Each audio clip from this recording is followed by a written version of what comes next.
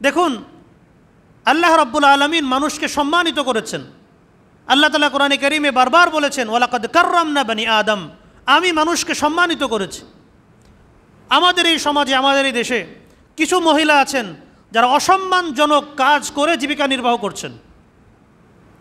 তাদের ক্ষেত্রে আমাদের দায়িত্ব কী? তাদের ক্ষেত্রে রাষ্ট্রের দায়িত্ব কী? তাদেরকে ওখান থেকে উদ্ধার করে সম্মানজনক কোনো পেশায়, যেখানে তার মর্যাদা থাকবে, মানবিক অধিকার থাকবে, সেখানে তাকে সেটেল করা, সেখানে তাকে সেট করার চেষ্টা করা, তার ন্যায্য অধিকারগুলো তাকে দেওয়া। কিন্তু এই নারী সংস্কার কমিশনে যারা আছেন, নারীর অধিকার দেওয়ার কথা যারা বলছেন, তারা নারীদেরকে সেই নিকৃষ্টতম কাজের মধ্যে রেখে তারা রাষ্ট্রীয়ভাবে সেটাকে স্বীকৃতি দিতে বলছেন, এবং এতে নাকি নারীর অধিকার প্রতিষ্ঠিত হবে। নাউযুবিল্লাহি মিন যালিক। এই কথাগুলো যারা বলছেন তারা নিজেরাও তো নারী। তারা কি সেই পেশায় যেতে পছন্দ করবেন?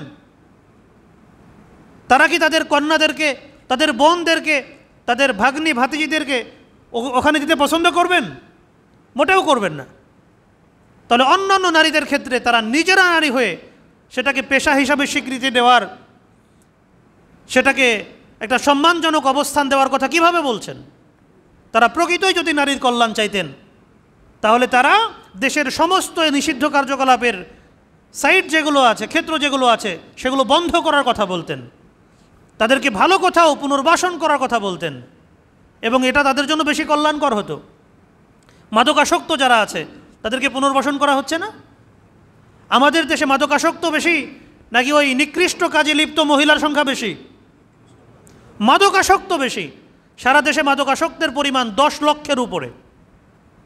কিন্তু এই কাজ যে সকল মহিলা করছে, বিভিন্ন জরিপ দেখলাম আমি, তাদের সংখ্যা 1 লাখের উপরে না। তাহলে 10 লক্ষ মাদকাসক্তকে পুনর্বাসন করার দায়িত্ব যদি গভর্নমেন্ট নিতে পারে, 1 লক্ষ মহিলাকে কেন পারবে না? এটাই তো করা উচিত ছিল।